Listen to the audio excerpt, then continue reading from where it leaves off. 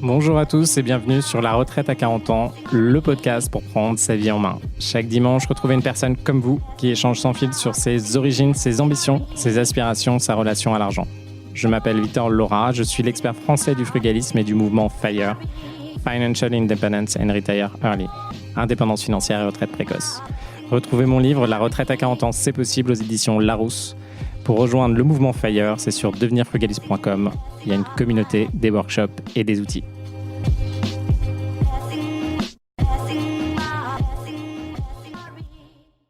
Bonjour à tous et bienvenue dans un nouvel épisode de La Retraite à 40 ans. Aujourd'hui, on va se challenger les méninges sur l'achat et la location et repartir sur quelques questions qu'on peut se poser autour de ça.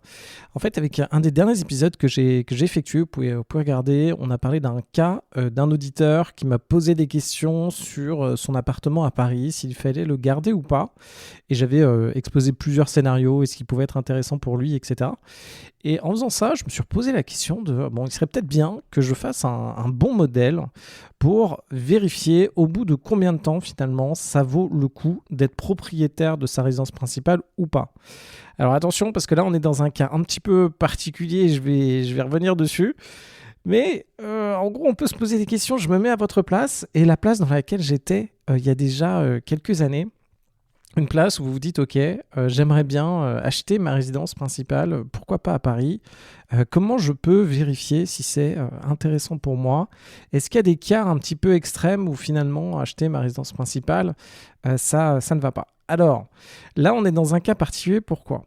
Parce que généralement, quand on regarde l'investissement immobilier dans toutes les façons, et même pour commencer, on se rappelle, si vous avez un revenu jusqu'à 3 000 € et si vous arrivez à mettre du cash de côté et que vous comprenez le mécanisme bancaire, on peut facilement monter à 1 million d'euros d'investissement locatif. Alors ça, c'est une vraie target pour vous, c'est un véritable objectif.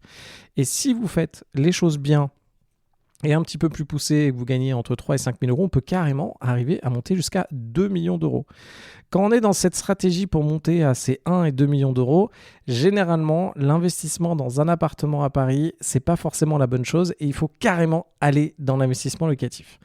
Mais si aujourd'hui, vous n'êtes pas là-dedans, et vous vous dites, ok, finalement, ce que je veux, c'est savoir si, factuellement, j'ai envie d'acheter ma résidence principale et j'ai pas envie de faire d'investissement locatif. Alors bon, si vous faites ça, c'est très bien aussi. Mais attention, ça dépend encore une fois de votre objectif. De temps en temps, on n'a pas forcément de choix. Donc si vous n'avez pas besoin, parce qu'en fait, cet emprunt qui est nécessaire pour votre résidence principale, ça va être le même emprunt que vous allez pouvoir utiliser. En fait, c'est votre emprunt, votre capacité d'emprunt en immobilier. Normalement, ça n'a pas trop de lien sur la reprise de boîte, mais en gros, ça va être votre emprunt qui marche pour l'IMO, quoi. Donc c'est pour votre résidence principale. Dans certains cas, si vous achetez en propre, c'est pour vos investissements locatifs. Et en plus de ça, ça va être nécessaire pour vos investissements dans des SCPI si vous le faites avec emprunt. Alors là, je parle vraiment de votre capacité personnelle à faire de l'emprunt, sachant que vous allez aussi pouvoir utiliser la capacité, on va dire pro, qui va se détacher finalement de votre taux d'endettement classique, des fameux 35%, 41% si vous gagnez plus de 5 000 € par mois. Tout ça, ça évolue effectivement plus vous gagnez. Donc bref, c'est un moment où vous vous dites, ok, là aujourd'hui, j'ai envie de comprendre un petit peu ce que ça veut dire, de faire mon investissement ou plutôt d'acheter ma résidence principale. J'ai écrit plusieurs scénarios et voilà comment vous pouvez regarder et faire un petit peu l'analyse de ces différents scénarios. Je pense que je vais vous faire quelque chose aussi pour vous comparer vos investissements locatifs et quelle est la différence entre des investissements locatifs et un achat d'une résidence principale à Paris pour vous donner des chiffres concrets. Alors j'ai passé pas mal de temps sur Claude pour essayer de faire un modèle à peu près cohérent que je vais mettre en lien dans l'épisode normalement. Je vais vous le partager. Que vous allez pouvoir tester pour vous amuser. Alors, le modèle n'est pas totalement complet. J'ai dû le reprendre pas mal de fois parce qu'il y a quelques incohérences avec Claude, mais là, je pense qu'on arrive à un truc à peu près fonctionnel. Alors déjà, quand on commence à parler d'investissement locatif ou même d'acheter sa résidence principale, on arrive dans un enjeu d'hypothèse. Et les hypothèses peuvent avoir un gros impact. C'est pour ça que c'est finalement assez dur de se dire, ok, qu'est-ce qui va se passer? Est-ce que mon investissement est bon ou pas? On a beaucoup d'hypothèses à prendre en compte et on va les détailler ensemble pour que vous puissiez vous rendre compte de ça. Première hypothèse qui est en fait le gros nerf de la guerre, surtout quand vous allez effectivement faire choisir votre résidence principale, ça va être le premier gros décalage. En gros, ça vous coûte combien d'acheter? Donc combien vous allez payer par mois finalement? Quelle va être votre mensualité? Et de l'autre côté, si vous louez cet appartement, à combien vous allez le louer? Et là, par exemple, aujourd'hui à Paris, il y a les chiffres de façon générale du marché. Donc on va avoir les chiffres en disant ok, il y a l'encadrement des loyers déjà à Paris, donc qui va vous limiter en tant qu'investisseur et qui normalement va vous aider en tant que locataire. Et puis il y a la réalité du marché où en fait aujourd'hui on est dans une situation très particulière où il y a beaucoup de vendeurs et il y a très peu, donc il y a quelques appartements à acheter et en fait il y a peu d'appartements à louer à Paris. Pourquoi? Parce qu'il y a plusieurs réglementations qui sont embêtantes. Moi je dirais que les problèmes c'est quoi? C'est les DPE. Donc, il y a des performances énergétiques où des personnes n'ont pas envie de faire les travaux et ont une épée de Damoclès pour les emmener à faire les travaux et du coup ne peuvent peut-être pas louer ou ne pourront pas louer à terme. Deuxième élément, il va y avoir l'encadrement des loyers où aujourd'hui, quand vous êtes propriétaire à Paris, c'est la mairie qui décide à quel prix vous pouvez louer. Après, il y a des exceptions, etc. Mais si vous appliquez à la lettre le règlement et comment ça fonctionne, c'est pas forcément très intéressant. Déjà que ça vous coûte très cher d'acheter votre bien et maintenant on vous dit c'est plafonné, vous pouvez pas le louer à plus de temps.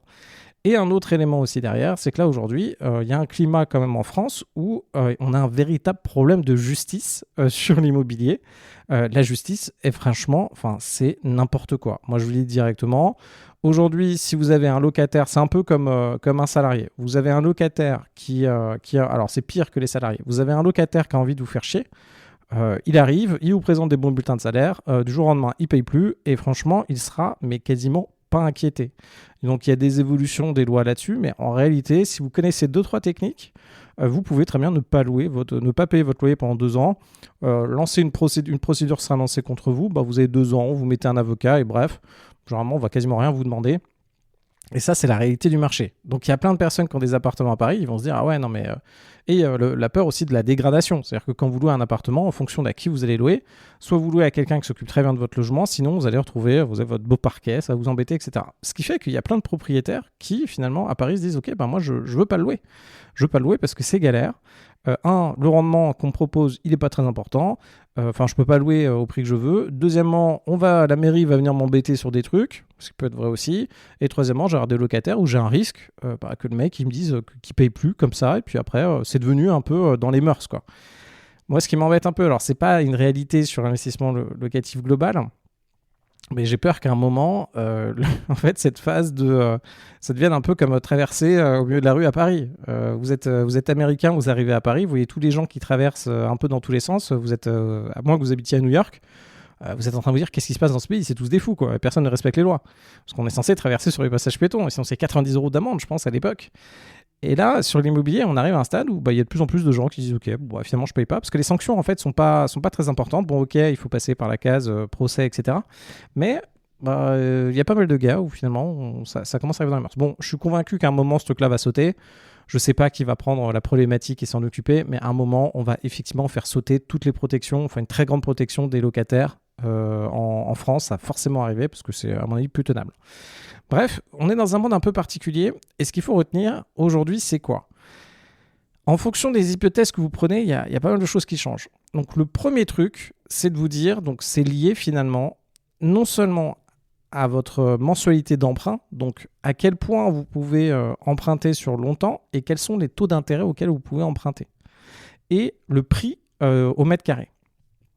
Et à ça, vous allez l'opposer au loyer que vous allez trouver en face et au loyer maximum du marché. Alors attention, déjà, il y a l'étude statistique sur Paris où vous pouvez prendre des données. Ok, c'est 9 700 € du prix du mètre carré moyen à Paris. Il y a grosso modo des grands écarts qui sont proposés à Paris. Alors je ne suis pas rentré dans le détail, mais je pense qu'à Paris, on peut même choper du 5 000 € à Paris dans certaines zones. À vérifier, mais à mon avis, si on va dans le 18e, si on va vers pas très loin de la colline du Crac, etc., 18-20e, à mon avis, il y a des zones où ça peut être bien bas. Et d'ailleurs, je pense qu'il y a des vraies stratégies à faire là-bas. Et de l'autre côté, il y a des endroits où c'est effectivement beaucoup plus cher.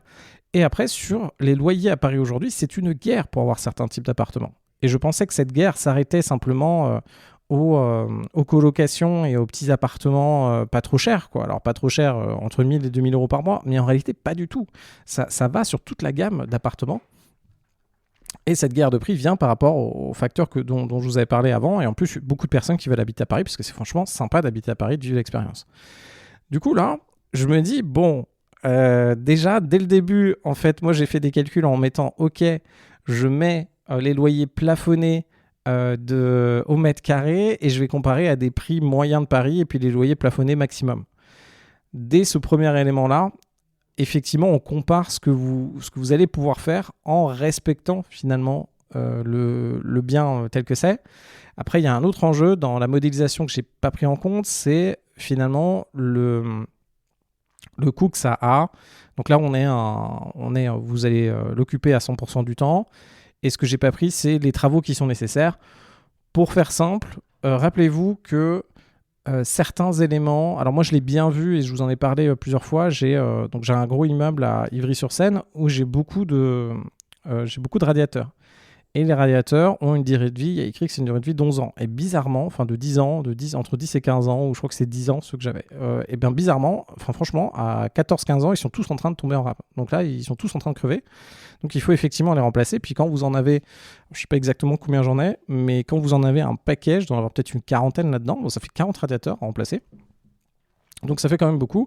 Et là, dans ce cas-là, j'ai pas pris en fait le montant d'investissement nécessaire pour entretenir le bien et le garder. Et attention à ces choses-là, parce qu'il y a des facteurs différents. Mais généralement, quand on va faire son achat pour soi-même à Paris, on va essayer de choisir des choses qui vont pas forcément être les plus valorisées d'un point de vue locatif, mais qui vont être beaucoup plus valorisées d'un point de vue achat. Donc on va choisir des endroits particuliers, on va choisir on va être en faculté aussi de faire des travaux supplémentaires qu'on ne ferait pas si c'était un investissement locatif. On le voit tout à fait, hein, vous faites des travaux pour vous ou vous faites des travaux pour vous /Airbnb/luxe et de l'autre côté, vous faites des travaux pour du locatif classique. Le locatif classique, on ne fait pas du tout les mêmes travaux. Par exemple, pour vous, vous allez pouvoir, pourquoi pas, encastrer votre... Alors, je vais vous parler sur des détails, mais vraiment des détails, mais je ne sais pas si ça vous parlait. Pour vous, vous pouvez encastrer un frigo, donc prendre un frigo encastré dans une cuisine que vous allez refaire et mettre un sacré budget. Pareil pour un lave-vaisselle. Vous allez pouvoir mettre des matériaux, vous allez dire, OK, je vais mettre ça, c'est beau et tout, puis faire quelque chose un peu travaillé. Normalement, si vous faites du locatif, alors soit vous êtes en faculté de louer beaucoup plus cher et vos travaux sont grandement valorisés, sinon ça on ne le fait pas.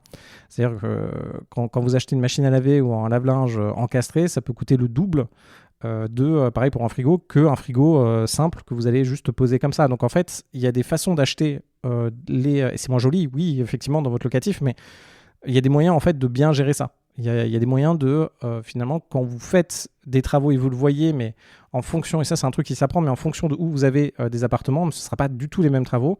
Et si vous occupez l'appartement ou pas, ce ne sera pas normalement les mêmes travaux que vous allez réaliser. Parce que sinon, en fait, clairement, vous allez perdre de l'argent. Et le jour où vous allez faire un truc qui est vraiment nickel et quelqu'un ne va pas en prendre soin, alors déjà, quand vous faites un appartement nickel et quelqu'un n'en prend pas soin, bon, bah ça c'est un tue le cœur, mais voilà. Mais si en plus vous faites des choses, vous achetez des produits un petit peu plus luxe que la personne ne va en plus ne pas du tout mettre de la valeur, donc repensez.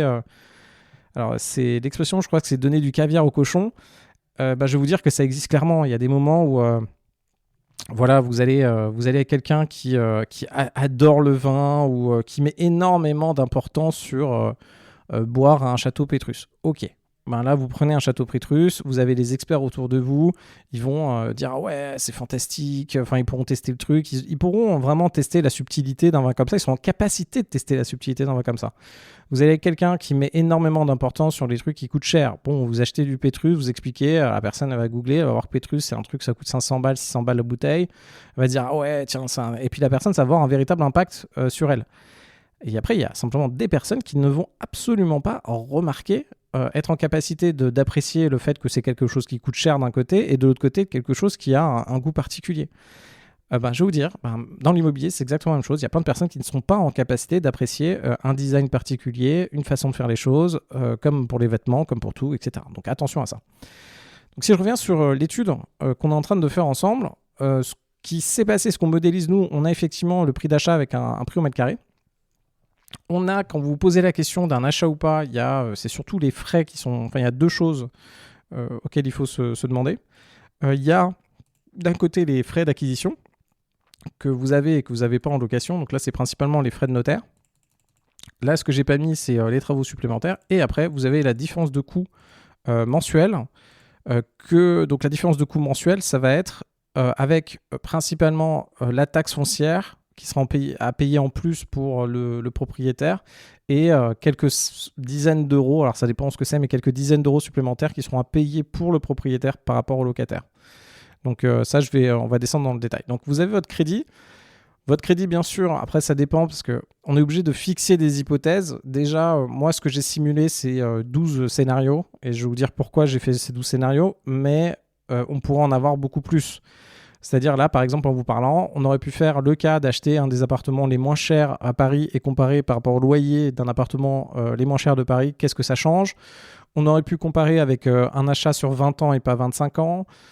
On aurait pu comparer avec des charges différentes parce que là, j'ai dû mettre une estimation des charges. Donc là, par exemple, les charges de copro par mètre carré à Paris, ça va être 30 euros par an. Donc ça va faire 900 euros pour un appartement de 30 mètres carrés. Vous allez pouvoir aussi faire varier la taille des appartements. Tout ça peut avoir des enjeux, mais on a gardé ça. Puis après, il y a l'inflation. Donc il y a effectivement donc il y a les charges de copro qui sont supérieures pour un propriétaire et il y aura la taxe foncière qui sera supérieure. Et en plus de ça, quand vous êtes propriétaire par rapport à un locataire, normalement, il y a des travaux supplémentaires à mettre en place. Et après, quand vous êtes en location, grosso modo, le nerf de la guerre, en fait, du comparatif, et là, ça dépend de vraiment qui vous êtes, c'est de se dire, bon, grosso modo, comment se positionne, comment vous allez réussir à investir votre argent. Là, ce qu'on a fait, alors dans le modèle, c'est un peu particulier parce qu'on a différencié en fait, on a fait un financement. On va regarder quoi ? Quelles sont nos hypothèses ? Alors déjà, on part du principe que vous avez 100 000 euros de côté, 109 000 euros de côté. Donc, disons que vous avez 109 000 euros de côté. Donc, si vous êtes plutôt jeune, vous avez hérité, vous avez réussi à mettre de l'argent de côté. Si on est un petit peu costaud, moi, ce que je pense, pour une bonne partie d'entre vous, ce qui est possible, c'est de mettre du 10 000 euros par an de côté par personne. Donc, si vous êtes deux, vous pouvez mettre du 20 000 euros par an de côté. Donc, en 4-5 ans, vous arrivez à avoir cet apport. Nous, ce qu'on va comparer, c'est quoi ? On va se dire, OK, finalement, est-ce que ça vaut le coup dans les conditions actuelles ? Et dans les conditions actuelles, ce qu'on a mis, c'est finalement, donc, avec l'encadrement des loyers qui a lieu, on a mis une revalorisation de l'immobilier, donc on prend 1,5% par an en immobilier. Alors attention, les dernières années, ça n'a pas été ça à Paris. Et on a une revalorisation des loyers de 2,8% par an. Alors, normalement, la revalorisation des loyers devrait être à peu près équivalente finalement à l'inflation. Et du coup, là, on a un peu de décalage. Donc, ce qui a été fait, et ce qui a été grandement fait, l'État, en fait, a grandement bloqué la révélation des loyers. Donc, c'est l'État qui joue sur la révélation des loyers. Normalement, la révélation des loyers, elle doit prendre en compte l'inflation. Et ce qu'a fait l'État, et à chaque fois qu'il y a des grosses hausses d'inflation, l'État a dit ah bah attendez, on a eu 4% d'inflation, on devrait avoir 4% de révélation des loyers. Ce que fait l'État, c'est de dire ah non, on met 2% l'année prochaine, on s'arrangera plus tard. Donc l'État essaye à chaque fois de gommer ces grosses hausses pour que ce soit plus étalé dans le temps. Donc une fois qu'on a tout ça, on va se dire un truc primordial. C'est déjà, est-ce que, en fait, le vrai premier truc de comparaison, c'est pour voir si c'est intéressant ou pas, c'est de vous dire, OK, soit votre cash, vous l'utilisez comme apport et vous faites un investissement, soit votre cash, vous ne l'utilisez pas comme apport et vous le placez en bourse et après vous avez différents systèmes. Enfin, vous pouvez gagner plus ou moins en bourse en fonction de ce que vous faites. Et là, en fait, il y a un très gros problème dès le début, c'est que généralement, si vous n'avez pas, ça dépend de vous où vous en êtes et de votre faculté à gérer votre argent, mais en fait, il y a quand même beaucoup de personnes qui ne sont pas en faculté de garder de l'argent de côté, placé en bourse très longtemps pour profiter des intérêts composés. Et ces personnes-là vont potentiellement consommer ce cash-là. Alors après, ça dépend ce que vous en faites. Mais si vous le mettez dans une voiture, si vous le mettez dans quelque chose qui ne rapporte pas directement, eh bien, vous allez burner votre cash. Donc dans ce cas-là, si vous êtes une personne où vous avez du mal à garder votre cash investi en bourse, finalement, le mettre dans l'immobilier, c'est peut-être pas plus mal parce que c'est en fait le choix entre avoir quelque chose ou rien avoir. Donc il y a ce premier constat-là, donc attention à ces parties-là. Et on a dans notre entourage des personnes qui sont comme ça. où des personnes vont finalement mettre de l'argent de côté, puis le réutiliser pour faire, je sais pas quoi, des vacances, des choses comme ça. Après, il faut voir l'importance. Après, je vous parle d'un point de vue pur investissement. Nos scénarios, c'est quoi ? Moi, ce que je me suis posé comme question, c'était finalement, au bout de combien de temps ça vaut le coup finalement d'acheter par rapport à louer. Et en fait, le nerf de la guerre de la comparaison de ces deux modèles, c'est dans l'achat, donc on a 100 000 euros à peu près, on a un peu plus de 100 000 euros, et on va se dire, soit on va utiliser une partie de cet argent ou la totalité pour acheter un appartement à Paris, qui est notre fameux 30 mètres carrés, ou sinon, ce qu'on va faire, c'est qu'on va simplement être locataire, et ces 100 000 euros, on va les laisser placer en bourse, et on va voir ce que ça donne. On a 4 scénarios pour la bourse. Le premier scénario, c'est du 4%, le deuxième, c'est du 7%, le dernier, c'est du 10%. Donc, en 30 ans, donc là, c'est un modèle sur 30 ans, et après, on va revenir sur des périodes plus courtes. Donc, sur 30 ans, si on fait du 4% en bourse, à partir de nos 100 000 euros à peu près, on aura 350 000 euros au bout de 30 ans. Nos 100 000 euros vont se transformer en placement à 7%, en 830 000 euros, et à 10% vont devenir 2 millions d'euros. Donc là, on voit déjà la différence entre un placement à 4% et à 10%, c'est 3 fois plus. Grosso modo, ça revient à quasiment 3 fois plus. Donc d'un côté, on a 350 000, de l'autre côté, on a... c'est même plus que 3 fois plus. C'est 3, 5, 6... Ouais, c'est plus du 6-7 fois plus, quoi. D'un côté, on a du 350 000 euros, et de l'autre côté, on a du 1,9 million. Donc là, quoi qu'il arrive, on se dit, OK, donc soit je suis locataire, et ce qui va se passer, donc ouais, plus de 5 fois plus, si donc je suis locataire, si je suis locataire et que j'arrive à laisser cet argent qui tourne sur un compte bancaire entre 4 à 10%, au maximum, je vais avoir 2 millions d'euros en 30 ans. Et là, le vrai nerf de la guerre, c'est de se dire, ouais, disons maintenant que j'ai acheté... Alors par contre, quand vous êtes locataire, vous mettez de l'argent, effectivement, tous les mois dans votre appartement. Et là, ce qu'on va regarder, c'est si on fait un investissement immobilier. Et là, il y a un cas qui arrive, c'est déjà combien on met d'apport dans son investissement immobilier. Donc, il y a le fameux 110%, il y a le fameux 0% d'apport, mais on paye quand même les frais de notaire. Donc, ça revient quasiment, en fait, le modèle a un peu travaillé, parce que, donc, en fait, le 10% d'apport, et après, le truc où on arrive à du quasiment 40% d'apport. Je vais changer un peu le modèle, parce qu'en fait, la compréhension des frais de notaire, un peu, on va le changer dans le modèle. Et en gros, ce qu'il faut retenir, si vous achetez votre bien immobilier et que vous mettez, donc à Paris, que vous mettez 0 apport, vraiment 0, vous empruntez tout, au bout, la question à se demander, c'est, OK, vous mettez rien, et à côté de ça, vous allez pouvoir réinvestir l'argent à côté à du 4, 7, 10%, qu'est-ce que ça change ? Du coup, si vous mettez 0 apport et que vous placez votre argent à 4%, au bout de 6 ans,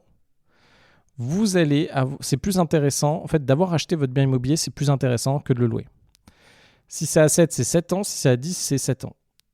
Maintenant, si vous mettez simplement les frais de notaire, c'est plus intéressant finalement d'être propriétaire à 4% au bout de 6 ans, à 8% au bout de 7 ans, à 10% au bout de 12 ans. Alors vous avez vu, on se décale progressivement. Pourquoi ? Parce qu'en fait, le fait d'investir en bourse gagne plus finalement. Il y a plus d'importance sur gagner en bourse que d'importance que de gagner l'immobilier. Donc en fait, votre cash qui sera investi, vous avez plus intérêt à investir en bourse qu'en immobilier. Plus ce que vous gagnez en bourse est intéressant. Et enfin, si vous mettez du 40, à peu près 40% d'apport, en 6 ans à 4%, c'est aussi ce qui est le plus intéressant. Un placement à 7%, c'est 14 ans. Et attention là, un placement à 10%, c'est jamais. Donc là, ce qu'on se rend compte, c'est qu'il y a un vrai threshold quand on commence à mettre du 20 à 20% et à 30% d'apport, on se rend compte que finalement, avec les hypothèses que je vous ai données avant, l'immobilier, en fait, se fait dégommer par la bourse. Donc, il y a un véritable truc où on retombe dessus. C'est si vous mettez des apports conséquents, donc du 20, 30, 40%, et que le choix est en face de vous dire, OK, soit j'achète à Paris, mais je suis obligé de mettre 20-30%, soit je mets full bourse à du 10% par an. Donc le 10% par an, attention, c'est le risqué, c'est l'ETF Monde, c'est le S&P 500, c'est l'ETF S&P 500, c'est des actions, quoi. Vous êtes 100% actions. Après, vous avez d'autres modèles. Eh bien, en fait, dans ce cas-là, il y a un montant en fait, d'apport où votre achat à Paris ne sera jamais plus rentable que que la bourse. Et après, on peut parler des écarts. Les écarts concrets, si vous comparez un investissement, donc vous faites du 110% comparé à un placement à 4%, en fait, l'immobilier, en 30 ans, va vous rapporter quasiment 500 000 euros de plus. Par contre, si vous comparez l'immobilier, vous mettez du 40% d'apport et que vous avez un placement à 10%, là, par contre, l'immobilier va vous perdre 721 000 euros. C'est-à-dire d'avoir mis autant d'argent dans votre immobilier, vous a fait perdre 721 000 euros.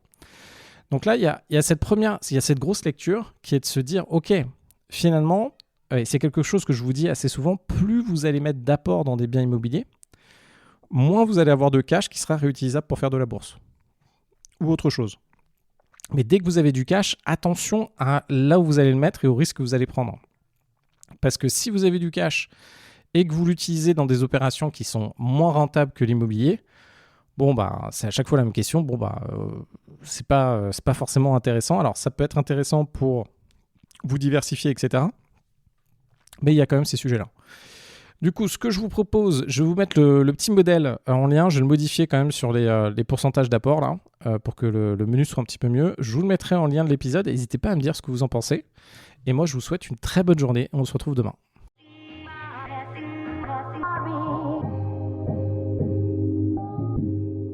Vous venez d'écouter un épisode de La Retraite à 40 ans. N'hésitez pas à en parler autour de vous, à vous abonner, à rajouter 5 étoiles et à mettre un petit commentaire. Ça nous aide vraiment beaucoup. Pour être informé des nouveautés, rendez-vous sur devenirfrugaliste.com. Une question, je réponds sur LinkedIn, Victor Lora, Lora. Et surtout, n'oubliez pas, vous êtes déjà au top. À très vite.